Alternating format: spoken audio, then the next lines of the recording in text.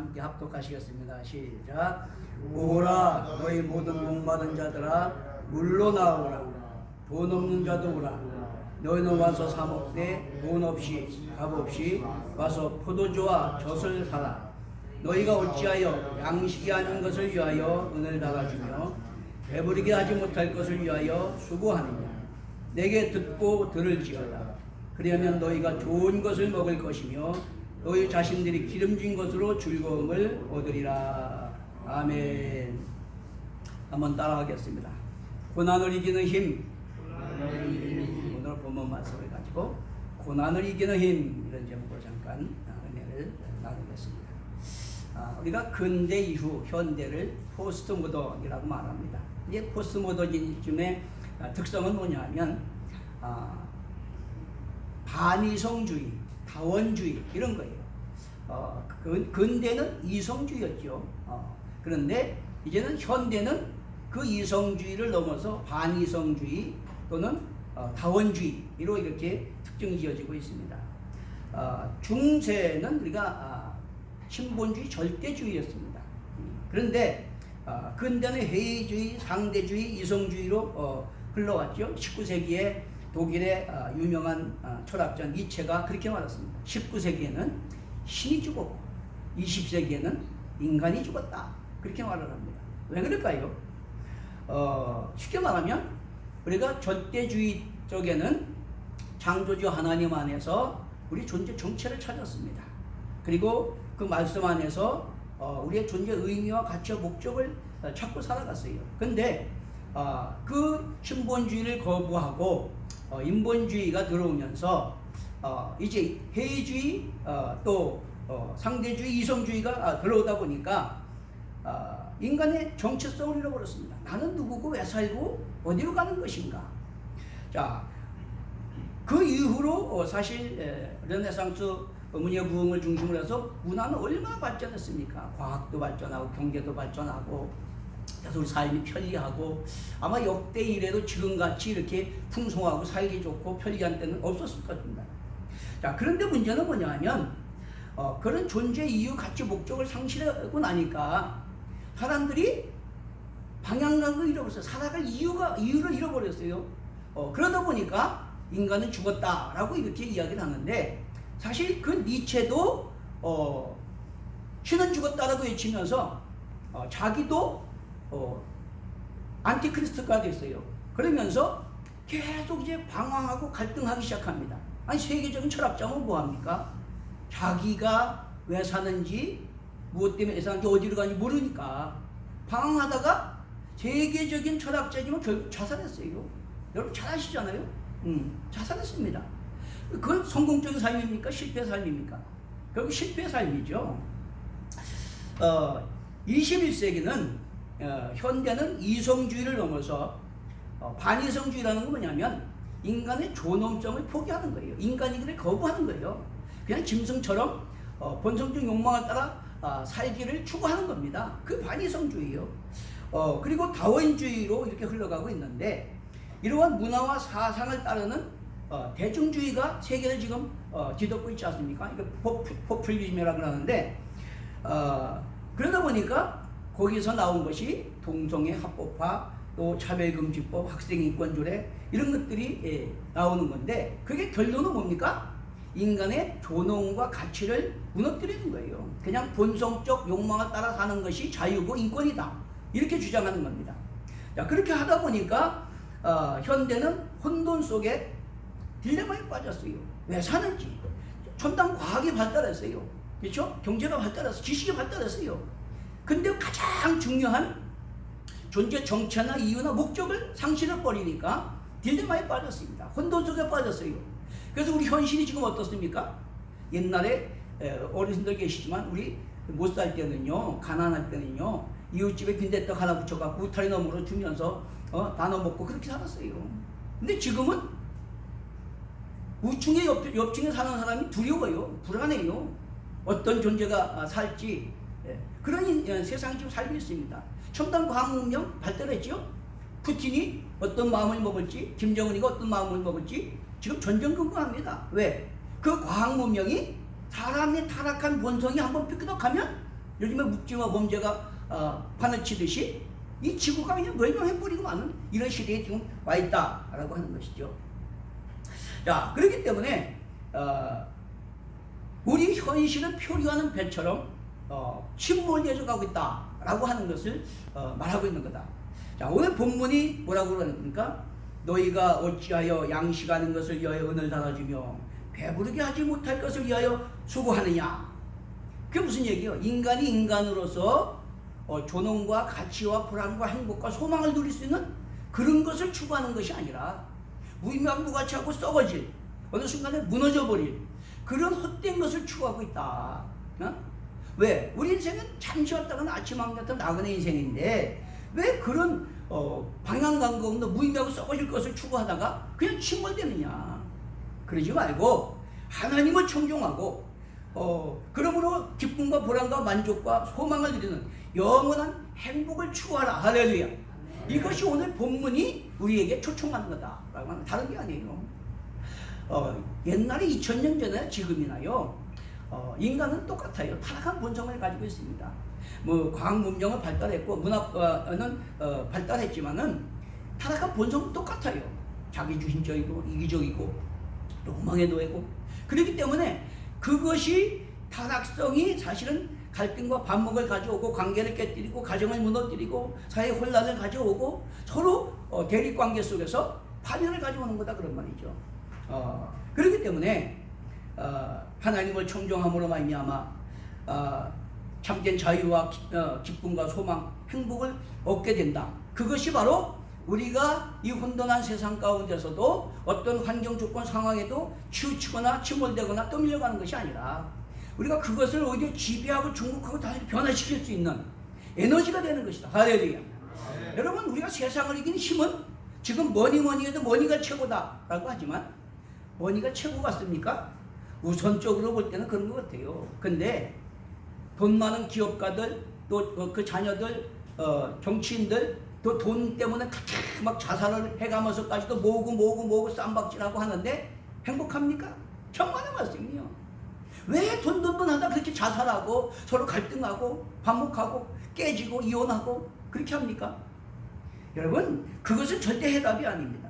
오늘 이사야서는 여호와는 구원이시다 라고 하는 그런 뜻인데 유다와 예루살렘이 어리석고 악하고 죄악의 관용됨으로 말미암아 이 하나님이 심판하시겠다 라고 선언합니다.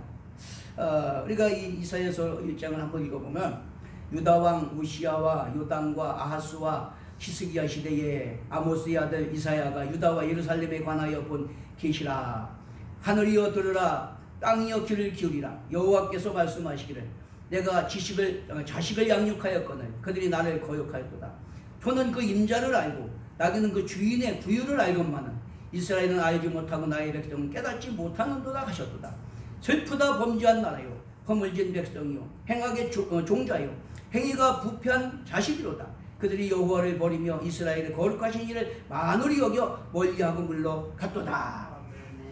인간은 하나님 형상을 닮은 만물의 영장에 존엄하고 가치 있는 존재지만 타락해서 하나님을 버리고 내 존재 정체를 잃어버리고 타락한 본성적 욕망을 따라 살아가면 소나 돼지만도 못하는 말이에요. 짐승은 주인을 알아. 자기에게 먹이 주는 주인을 알고 따라가고 순종하는데 인간은 그보다 더 악하게 파멸의 길을 가게 되는 거다 그런 말이죠. 그렇기 때문에 그들에게 돌아오라 외치는 것이 이사야서인데 여러분, 오늘날 우리 현실을 잘 이렇게 들여다보세요. 참 역사 이래로 최고의 과학이 발달하고 최고의 경제가 발달했는데 왜 사람들은 점점 더 불안하고 두렵고 갈등하고 반목하고 대립하고 그렇게 할까요? 지금 IA 인공지능이 나와서 얼마나 편리합니까? 근데 그게 사람에게 행복을 줍니까? 그것 때문에 일자리가 다 지금 없어진대요. 그러니까 불안해요. 그것뿐입니까? 지금 누가 어디서 나를 지켜보고 있는지 몰라요. 우리 벌거벗은 것처럼 다 정보가 노출된 상태에서 지금 얼마나 과학이 발달했냐면 미국에서 김정은이가 어디로 움직이고 있는 거 다 보고 있대요. 여러분, 우리 시대가 지금 이런데 과학 문명이 경제가 지식이 그것이 인간을 존엄하고 가치 있게 하고 보람 있고 행복하게 하고 소망 있게 하는 게 아니다라는 거죠. 그렇기 때문에 창조주 하나님 안에서 우리는 창조 목적을 알고 존재 정체를 알고 소명을 알고 그 뜻을 순종하며 살아갈 때에 우리는 인간이 인간으로서 가장 가치 있고 보람 있고 소망 있고 행복한 그런 삶을 살아가야 되는 걸 믿게 되시기 바랍니다. 자, 이렇게 막 이사야 선지자가 심판을 경고하면서 외치는데 40장부터는 하나님의 사랑과 긍휼을 근거로 해서 갑자기 위로와 소망의 메시지를 전합니다. 오늘 본문도 바로 이런 하나님의 사랑과 긍휼을 선포하며 하나님을 청종하는 은혜의 자리로 돌아오라. 그러면 하나님은 긍휼과 자비가 풍성하시기 때문에 하나님과 관계가 회복되고 우리 존재가 회복될 때 그 안에서 너희가 인간으로 추구할 수 있는 가장 최고의 행복을 누릴 수 있다라고 이렇게 초청하고 있는 걸 깨닫게 되시길 바랍니다. 여러분, 창조주 하나님께 나와 그 말씀을 청종할 때에 관계가 하나님과 관계가 회복되고 그 하나님 말씀에 청종해서 자기 힘적 이기적 욕망을 따라 살아가는 것이 아니라 서로를 인정하고 존중하고 배려하고 섬기고 사랑하는 그런 관계 속에서 인간관계가 회복되는 것이고, 인간은 인격적인 존재, 지정의견은 인격적인 존재이기 때문에 창조주 하나님과 수직관계와 인간과 수평관계 안에서 서로를 인정하고 존중하고 신뢰하고 사랑하는 그 가운데에서 우리는 존재 의미와 가치와 보람과 소망, 행복을 누리는 존재인 걸 깨닫게 되시길 바랍니다. 그렇기 때문에 그런 기쁨과 소망과 행복을 얻기 위해서 타락한 본성적 욕망을 따라 살아가는 데서 창조주 하나님께로 돌아오라고 초청하고 계신 걸 깨닫게 되시길 바랍니다. 오늘 6절에 보니까 너희는 여호와를 만날 때에 찾으라. 가까이 계실 때 그를 부르라. 악인은 그의 길을 불의한 자는 그의 생각을 버리고 여호와께로 돌아오라. 그리하면 그가 긍휼히 여기리라. 우리 하나님께로 돌아오라. 그가 너그럽게 용서하시리라. 이는 내 생각이 너희 생각과 다름이요 내 길은 너희 길과 다름이니라. 여호와의 말씀이니라. 이는 하늘이 땅보다 높음 같이 내 길은 너희의 길보다 높으며 내 생각은 너희의 생각보다 높음이니라. 이는 비와 눈이 하늘로부터 내려서 그리로 되돌아가지 아니하고 땅을 적셔 소출이 나게 하며 싹이 나게 하여 파종하는 자에게는 종자를 주며 먹는 자에게는 양식을 준과 같이 내 입에서 나가는 말도 이와 같이 헛되이 내게로 되돌아오지 아니하고 나의 기뻐한 뜻을 이루며 내가 보낸 일에 형통함이니라. 창조주 하나님과 그분의 말씀을 따라 순종할 때에 그분이 역사를 주관하시고 그분이 나라 흥명성쇠 인간의 행사학을 주관하시기 때문에 우리는 그 안에서 존재 정체를 바로할 수 있고 그 약속 안에 소망을 누릴 수가 있고 그분의 능력을 힘입어서 세상과 환경과 사단이고 자신이 이기고 날마다 승리하는 삶을 살게 되는 걸 믿게 되시길 바랍니다.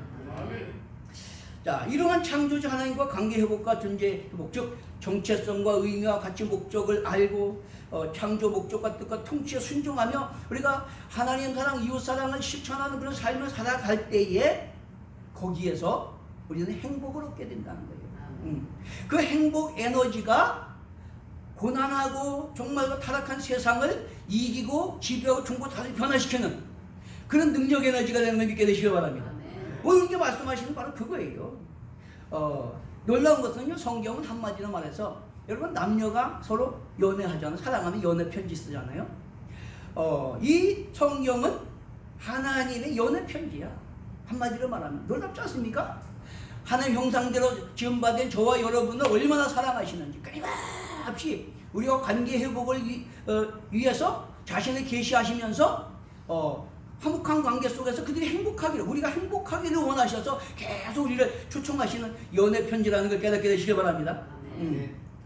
세계 제2차 세계대전 당시 우리가 너무 잘 아는 히틀러, 참 그는 그 게르만 민족의 순수한 혈통의 위대한 민족을 만들겠다고 유대인과 또 장애인과 노약자들을 1200만을 죽였어요. 유대인 600만, 장애인, 노약자 이런 자들을 해서 총 1200만, 학자들의 말로만 따지면 1200만을 죽였는데, 이를 위해서 이제 아우슈비츠 강제 포로 수용소를 만들었잖아요. 거기서 얼마나 잔혹한 만행을 저질렀습니까?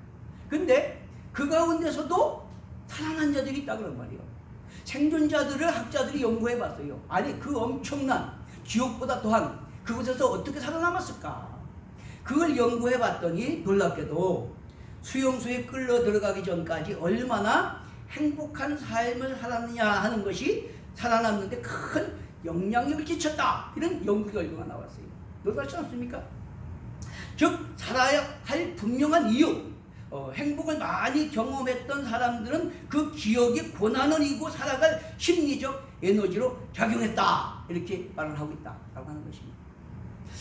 제가 카톡을 보다 보니까 서울대 감동수기가 하나 올라왔는데 한번 제가 읽어보겠습니다.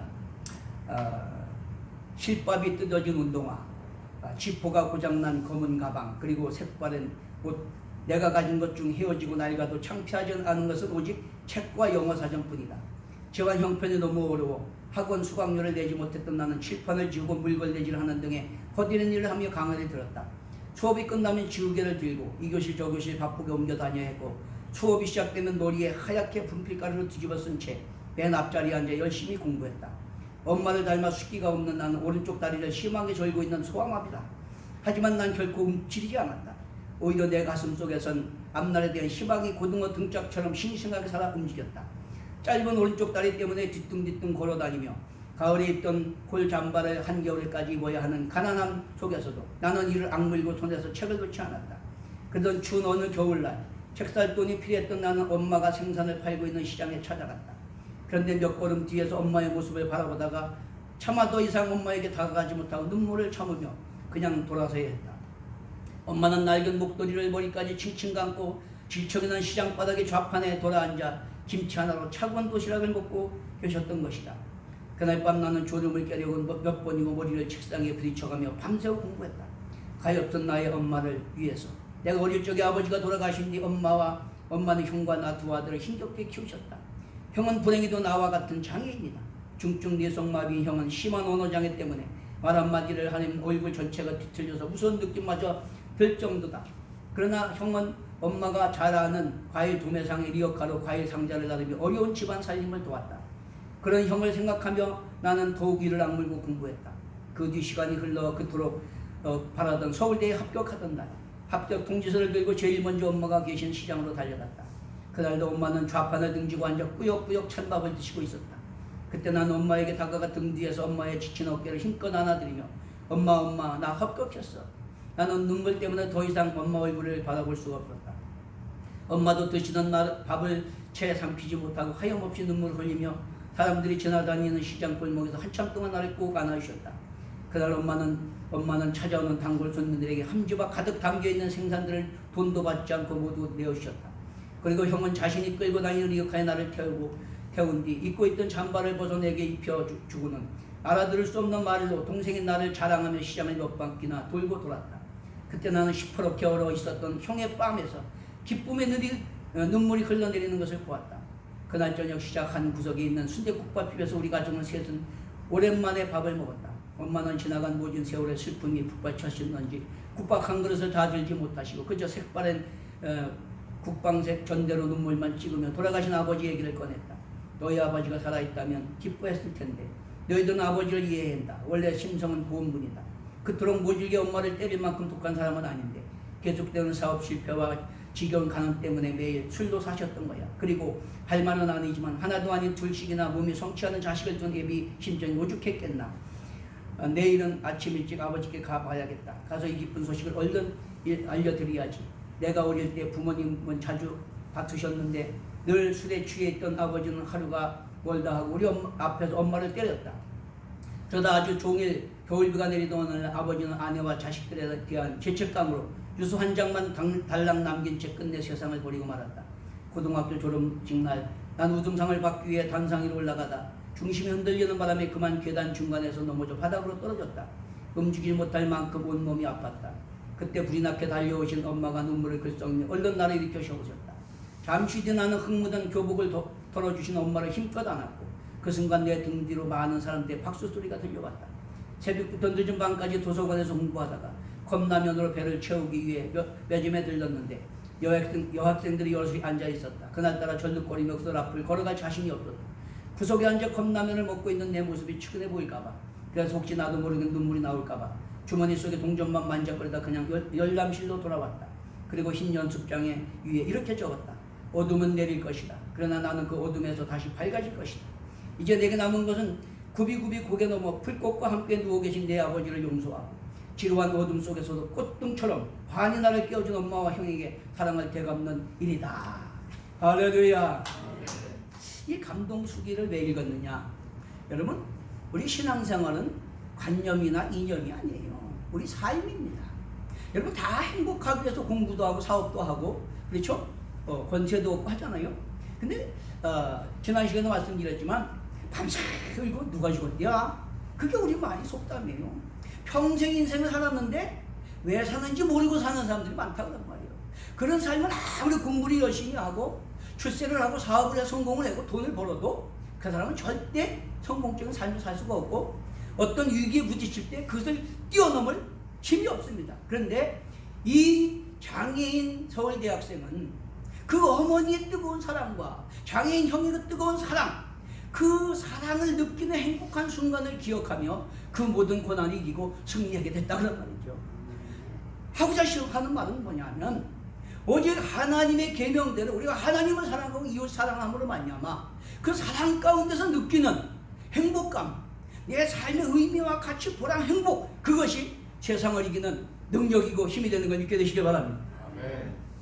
마음의 지혜라는 책을 쓴 저자 아주대 인지심리학자 김경일 교수는 연세대학 서인국 교수의 행복의 기원이라는 책을 인용해서 행복은 목표가 아니고 도구다 라고 이렇게 썼어요. 자, 꿀벌에게 꿀이 삶의 목표가 아니라 생존을 위한 도구듯이 행복도 목표가 아니라 삶을 위한 도구다 라고 이렇게 말을 했습니다. 왜 그렇습니까?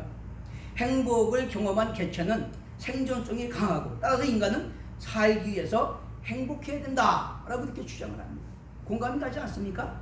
우리 인생은 한 치 앞을 몰라요. 언제 어떻게 무슨 일이 일어날지 몰라요. 고난의 연속입니다. 산 넘어 산이라는 말이 있어요. 그런 세상에서 우리가 넉넉히 승리하는 삶을 살려면 어떻게 됩니까? 우리는 내 삶에 의미가 있고 가치가 있고 보람 있고 행복한 그 순간을 기억하는 그 힘으로 그것을 이길 수 있다는 말이죠. 그런 은혜가 있게 되시는 걸 축원합니다.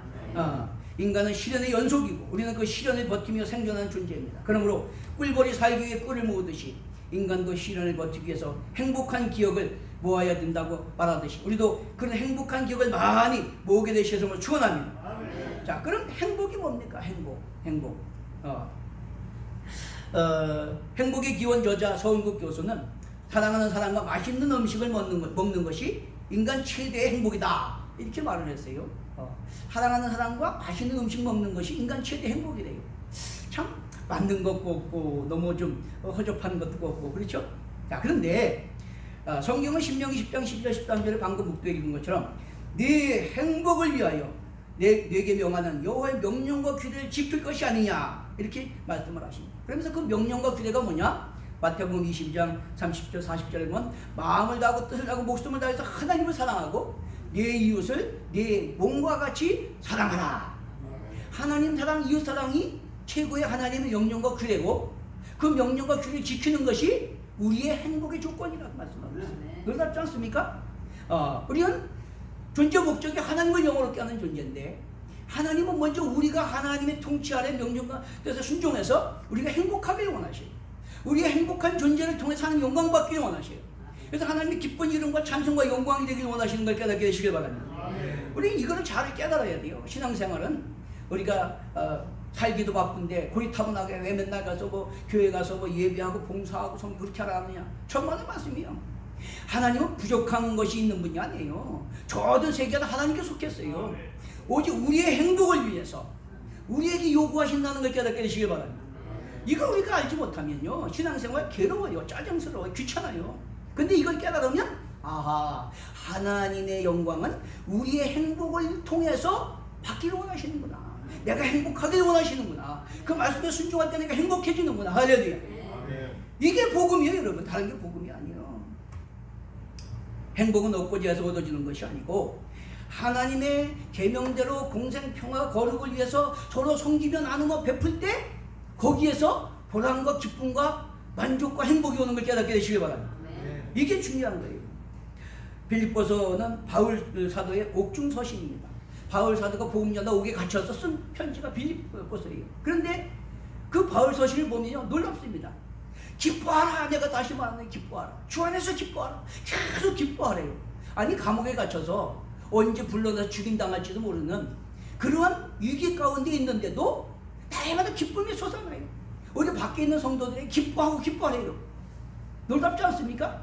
이런 감옥에 갇혀서도 절망하고 탄식하고 낙심하는 것이 아니라 그거를 극복하고 이기고 승리할 뿐만 아니라 우리 밖에 있는 성도들에게 위로하고 격려하고 용기를 줄 수 있는 그 힘이 어디서 나오느냐? 바로 다메섹 도상에서 부활하신 주님을 만나고 정령으로 건너서 구원의 확신을 얻고 하나님의 엄청난 그 사랑과 은혜를 깨달았을 때에 그 힘의 에너지가 감옥에 갇혀서 언제 죽을지 몰라도 그걸 뛰어넘는 능력의 에너지가 된 걸 믿게 되시기 바랍니다. 여러분 이게 중요한 거예요. 이게 중요한 거예요. 그래서 그가 그런 구원의 확신과 그럼에도 불구하고 자기 같은 하나님을 대적하는 죄인 중에 계셨던 자기를 성령으로 충만하게 하셔서 천하보다 귀한 영혼을 구원하는데 복음 전하는 이방인의 사도로 삼아주신 것이 얼마나 감격하고 감사한지 그 사랑이 내 속에서 생수강처럼 흘러넘치니까 어떤 고난이나 죽음도 두렵지 않고 순조사상을 가지고 세상이 감당치 못하는 능력 있는 삶을 살게 된 걸 믿게 되시길 바랍니다. 하나님 사랑, 이웃 사랑을 생명 걸고 복음 전하는 그럴 때서 얻는 보람과 기쁨, 행복, 에너지가 그런 승리의 삶을 살게 했다라고 하는 것입니다. 요한복음 7장 37절 39절에 보면 누구든지 목마르거든 내게로 와서 마셔라. 나를 믿는 자는 성경에 이룬 것 같이 그 배에 생수의 강이 흘러나리라 하시니 이는 그를 믿는 자들이 받을 성령을 가리켜 말씀하신 것이라 라고 이렇게 말씀하고 있어요. 오늘 본문에 와서 포도주와 젖을 사라 라고 말씀하셨는데 그 포도주와 젖이 뭡니까? 포도주는 사람들이 기쁨을 주는 거예요. 젖은 어린아이가 배부르고 만족함을 얻게 하는 거예요. 우리가 하나님의 말씀을 청종하고 그 통찰에 순종하며 살아갈 때 구원의 확신과 성령이 인치시고 보증하시고 증거하시는 그 확신으로 말미암아 세상에 주시는 기쁨이 넘치고 소망이 넘치고 감사가 넘치는 걸 깨닫게 되시길 바랍니다. 그 속에서 넘치는 그 생수의 강처럼 흘러넘치는 내 존재의 의미, 가치, 보람, 행복, 소망이 이 바울 사도처럼 정말로 어떤 환경, 조건, 상황도 이기는 능력 에너지가 되어서 정말로 기쁨을 주는 그 포도주가 넘쳐나고 또 만족을 주는 젖이 넘쳐나는 그런 승리의 삶을 살게 됐다는 걸 깨닫게 되시길 바랍니다. 예수 그리스도 안에서 하나님을 청종하고 말씀에 순종함으로 말미암아 성령이 인치시고 보증하시고 증거하심으로 그는 기쁨이 생수의 강처럼 흘러넘치게 되시는 축원합니다. 요한복음 14장 21절에 보니까 나의 계명을 지키는 자라 나를 사랑하는 자니 나를 사랑하는 자는 내 아버지께 사랑을 받을 것이요 나도 그들을 사랑하여 그에게 나를 나타내리라. 그리스도의 영 성령님은 우리가 하나님의 주권을 인정하고 그분의 뜻과 통치 명령에 순종하며 살아가고자 할 때 우리와 함께 하시고 우리에게 조명 감동 역사하셔서 깨닫게 하시고 도우시고 인도하셔서 우리로 하여금 공급하시는 그 기쁨과 만족으로 말미암아 세상과 환경과 사람과 자신을 이기고 승리하며 하나님 뜻 하나님의 영광을 드리는 삶을 살도록 능력 주시는 걸 깨닫게 되시길 바랍니다. 이것이 바로 성령님이 우리에게 주시는 생수의 강같이 흘러넘치는 능력이다 라고 하는 것입니다. 그러므로 첫째 하나님을 사랑해야 된다라고 하는 것입니다.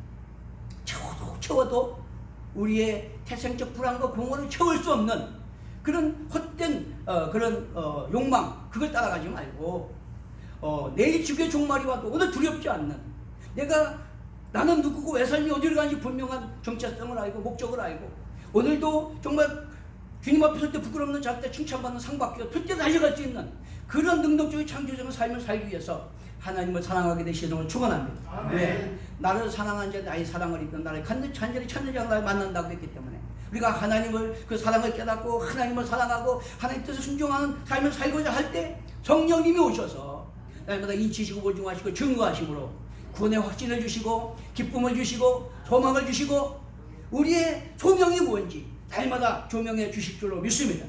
그렇기 때문에 바울처럼 죽어도 살아도 주를 위하여 산다고 한 것처럼 목숨을 다해 하나님을 사랑하며 나갈 때 세상이 감당치 못하는 능력 있는 삶을 살게 될 줄로 믿습니다. 두 번째는 이웃을 사랑해야 됩니다. 이웃을 사랑하되 형식적 가식적 사랑이 아니라 중심에 진정성 있는 사랑을 해야 돼요. 하나님은 중심을 감찰하시고 의도를 보십니다. 여러분 세상 사람들도 여러분 연애할 때 사랑한다고 얼마나 합니까? 그런데 살아보면 거의 다 계산적이에요. 내 계산에 맞으면 좋다 그래도 안 맞으면 사요나라요.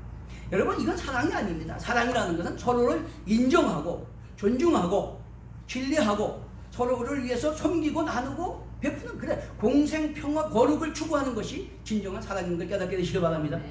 그렇기 때문에 이웃을 사랑한다는 것은 내가 상대방을 인정하는 거예요. 하나님께서 천하보다 귀하게 여기시는 한 영혼이잖아요. 존중하는 거예요. 신뢰하는 거예요. 그래서 섬기고 나누고 협력하는 겁니다. 그게 사랑이에요. 이웃과도 마찬가지고 부부도 마찬가지고 형제자매도 마찬가지요. 그게 아니면 사랑이 아닙니다, 여러분. 그런 진정성은 서로 통하게 돼 있어요. 어린아이도요, 저 사랑하는지 미워하는지 대번 알아요. 사람은요, 인격적인 존재이기 때문에 진정성은 다 통하게 돼 있어. 좀 어눌하고 부족하고 그렇게 해도 언변이 뛰어나지 않아도 그 마음의 진정성을 가지고 하면 다 통하게 돼 있습니다. 여러분 연애 실패하는 거 다 거짓말하기 때문에 실패하는 거예요. 진정성을 가지고 행하면 다 통하게 돼 있습니다. 그렇기 때문에 진정성을 가지고 사랑할 때 하나님의 사랑이 우리 안에 더 흘러 넘치게 되고 우리가 여러분 내가 인정받고 존중받고 사랑받을 때 행복하죠? 근데 놀라지 마세요. 그것보다 더 행복한 게 상대방을 인정하고 존중하고 배려하고 섬기고 나누고 섬길 때 더 큰 기쁨이 오고 더 큰 행복이 오고 이게 중요한 겁니다, 여러분. 이게 하나님의 형상을 닮은 사랑의 속성을 가진 인간의 특성이에요. 짐승은 그런 게 없습니다. 그렇기 때문에 서은국 교수가 말하는 사랑하는 사람과 맛있는 음식을 먹는 것이 인간의 최대 행복이다 라고 하는 것은 이렇게 나 아닌 타인을 사랑함으로 말미암아 그런 진정성 있는 사랑을 가지고 함께 밥 한 그릇 나누는 것도 그게 행복이 될 줄로 믿습니다. 이러한 삶이 우리의 삶의 에너지가 되는 거고 세상을 이기는 능력이 되는 거다라고 하는 걸 말씀하고 있는 겁니다. 셋째는 사랑하는 자가 사랑받게 된다라고 하는 거죠. 잠언 8장 17절에 나를 사랑하는 자가 나의 사랑을 입으며 나를 간절히 찾는 자가 나를 만나리라. 시편 91편 14절에는 그가 나를 사랑한즉 내가 저를 건지리라. 그가 내 이름을 안즉 내가 그를 건지리라.